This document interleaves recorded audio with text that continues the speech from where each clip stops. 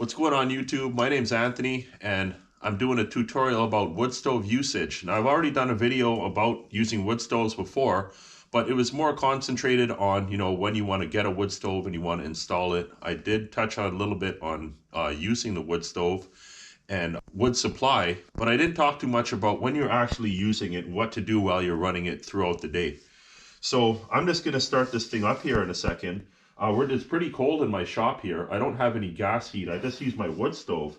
We just came out of the cold snap of Christmas for 2022, and it's pretty cold in here. It's actually, let me show you the temperature.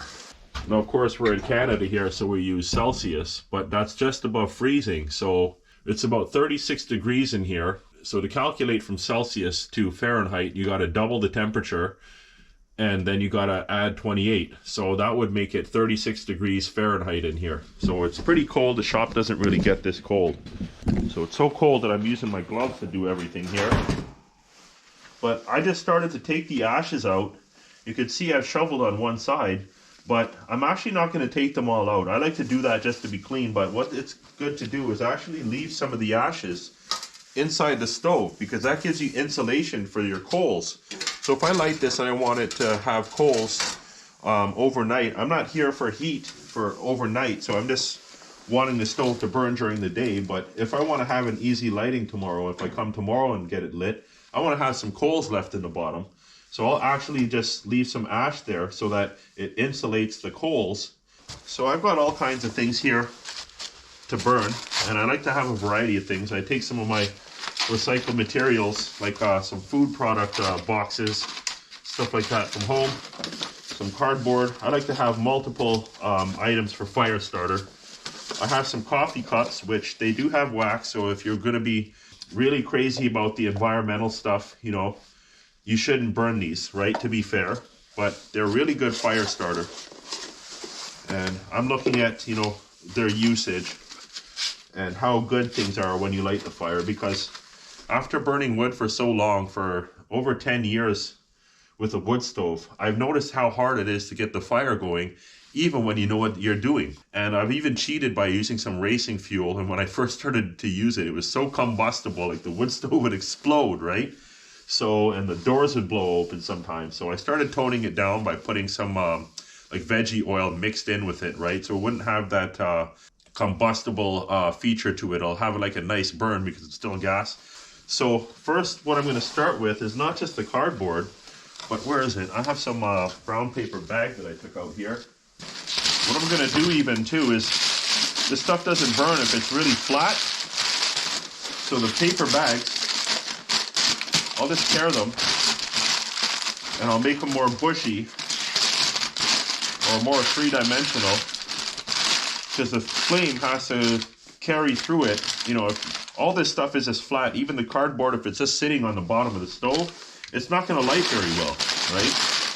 So you want to have kind of like an elevated pile of stuff in there. And what helps is these coffee cups. I got this bag of sugar. That's going to help with that too. And that's going to help a lot of air circulate through.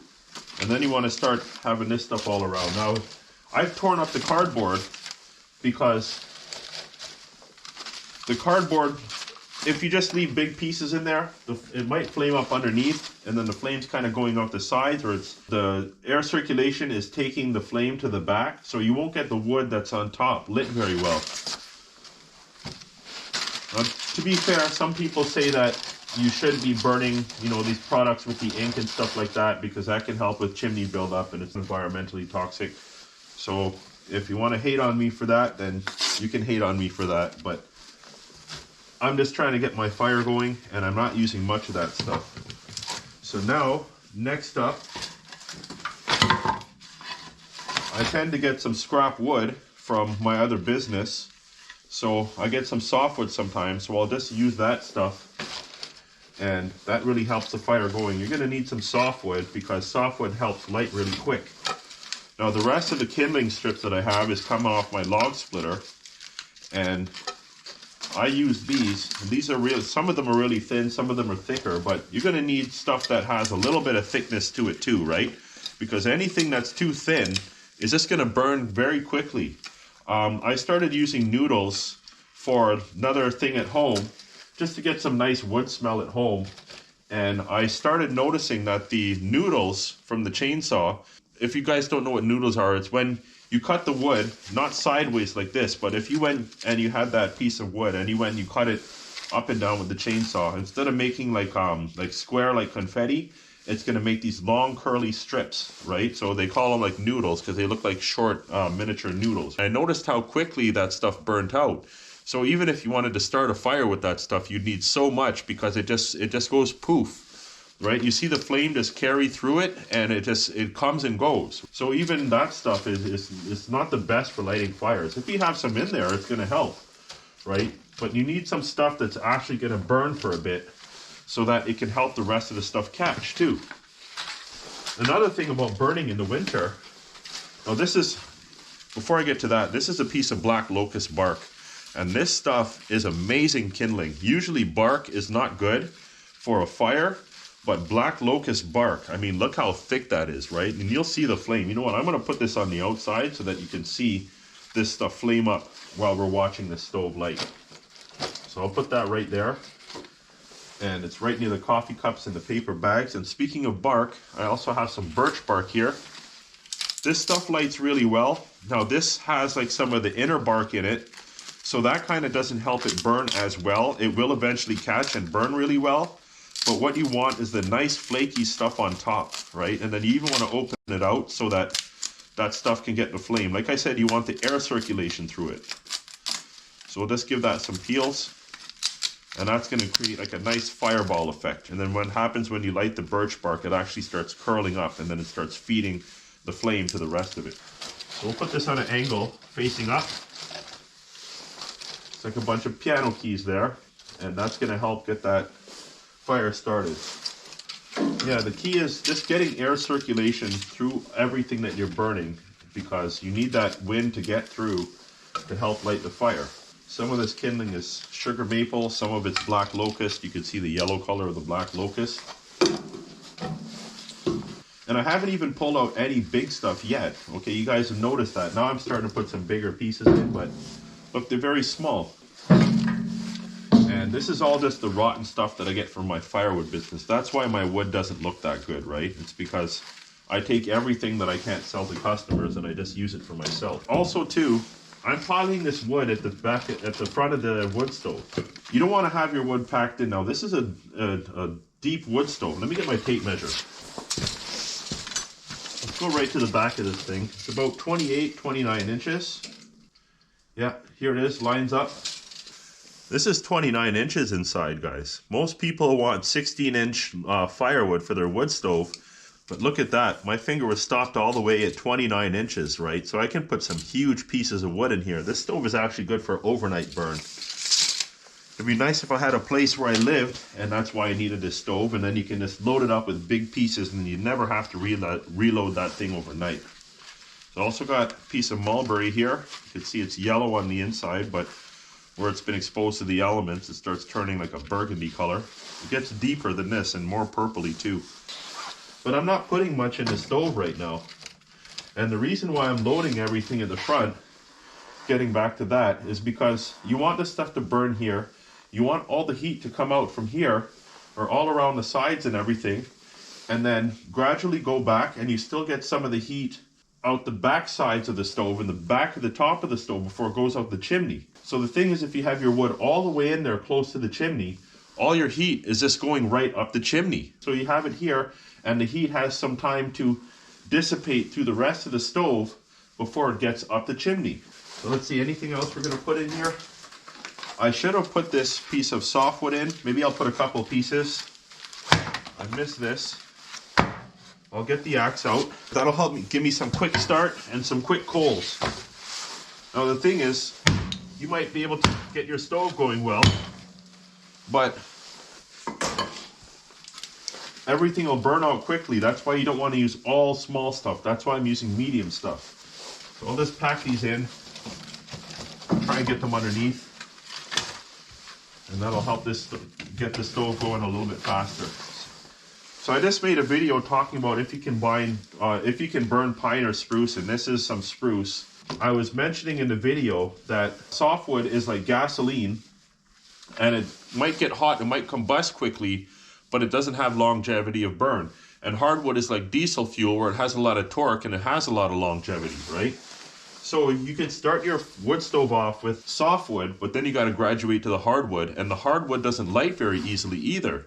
So it's good to have something to start it really nicely and quickly, but then you have the other wood in there that's going to help generate that long burn.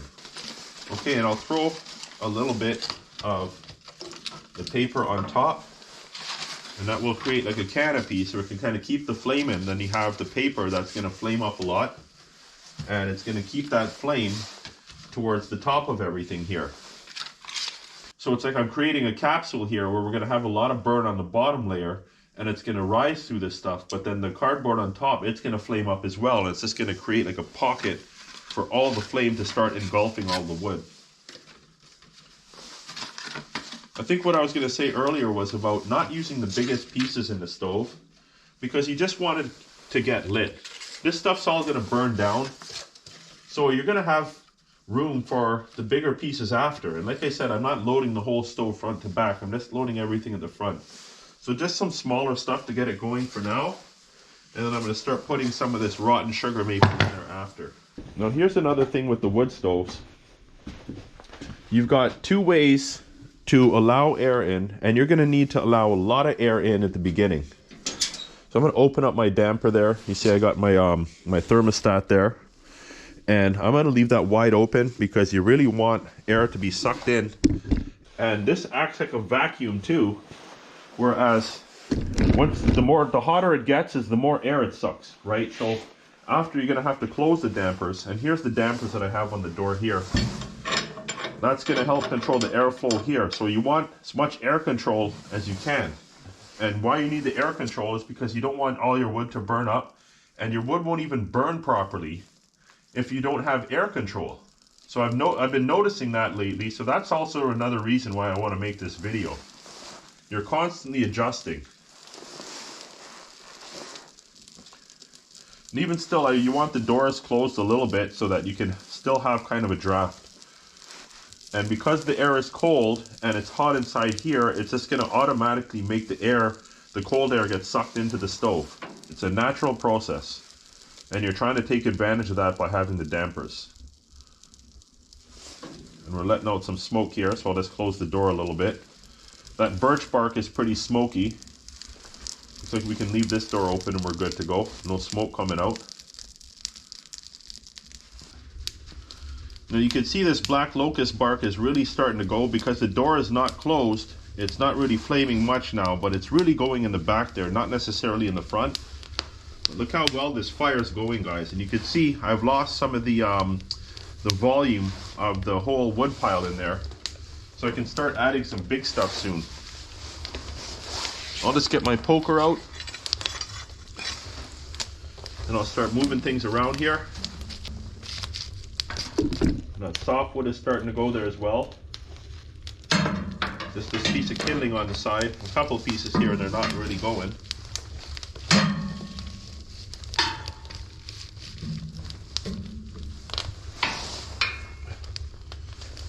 Getting a little bit of smoke coming out. You got to watch out for the smoke coming out when you first light the stove, because you don't have enough draft, because I have the damper open and the door open, right? But I'm just doing this to show you guys. We'll add some of the bigger pieces in here. It's always important to have a fan on your wood stove. So I just plug this in and I have the air moving around. I might adjust this thing so that it blows the wood, or so that it blows the air towards the ground. So if you have a fan, it's nice if you have the fan pointing downwards, right? It heats the floor, and that helps you heat the whole room better. So I'm going to close the damper a bit. We got a lot of air coming in there. The temperature right now is 300 degrees. And that temperature is going to go down because the air is blowing onto the chimney. The hot air is not just going up the chimney now, it's actually being blown into the room. So now this is not just a matter of closing the door and then leaving it. You got to analyze how the wood's burning.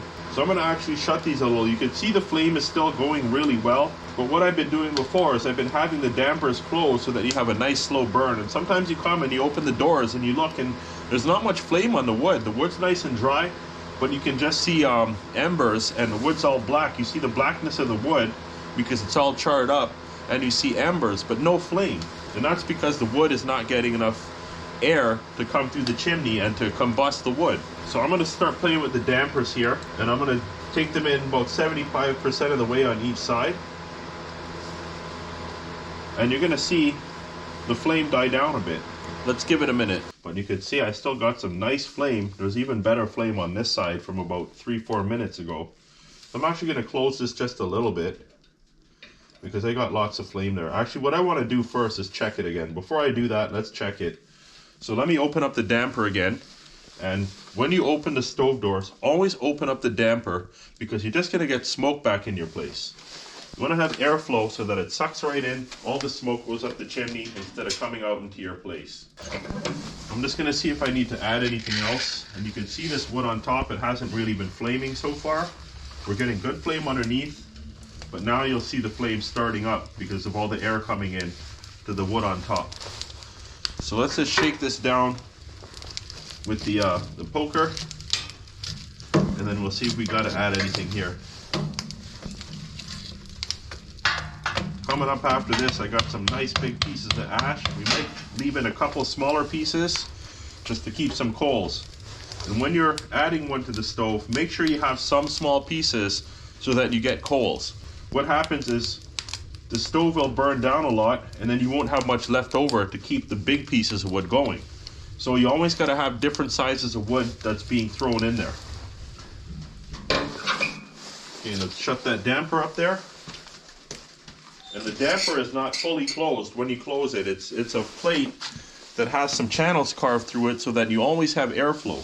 That's going to kind of help you to keep the fire going, right? You don't want a plate that's almost all sealed except for around the edges where it's not touching the, where it's not touching the chimney pipe, right? So just close that a bit more.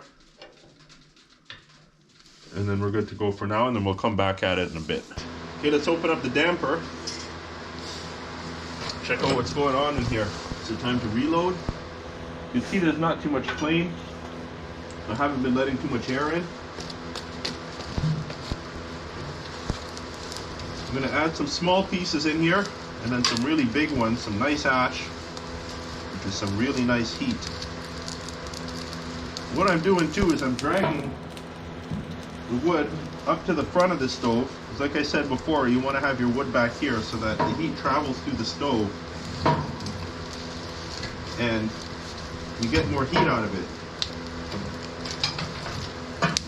And the same principle with having the wood burning at the front of the stove and getting as much heat as you can get. It's good too if you have a lot of pipe going through from the top of the chimney or from the top of the stove. You have a lot of pipe circulating through your space that you're heating. Because if you have very little pipe, all that heat's just going out the chimney and you're not using it to your advantage to have it permeate into the air inside. Let's get a couple smaller pieces. We have some nice coals.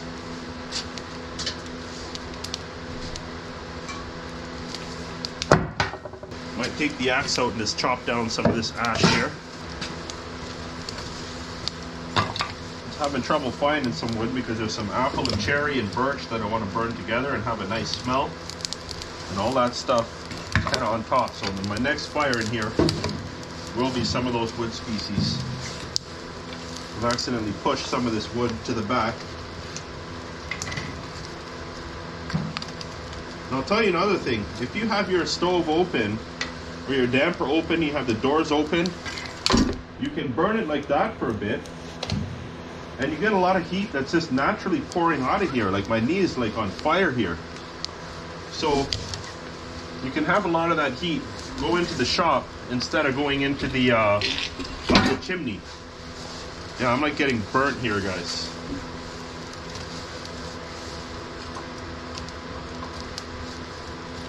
Like I said, always try and make sure you have some coals, some nice stuff to produce the hot coals. So then you don't run out of coals. And also what I could do is put some softwood in. Now my fire is not burned down that much, but if it's actually burnt down a lot and you want to get it going again, say you know haven't been around and you come back, it's almost not out, but you know, not much coals left, just put some softwood in there so that the softwood starts going really nicely, so that it can help light the hardwood that you're throwing back in there to get it relit again. And that ash is going to burn real hot.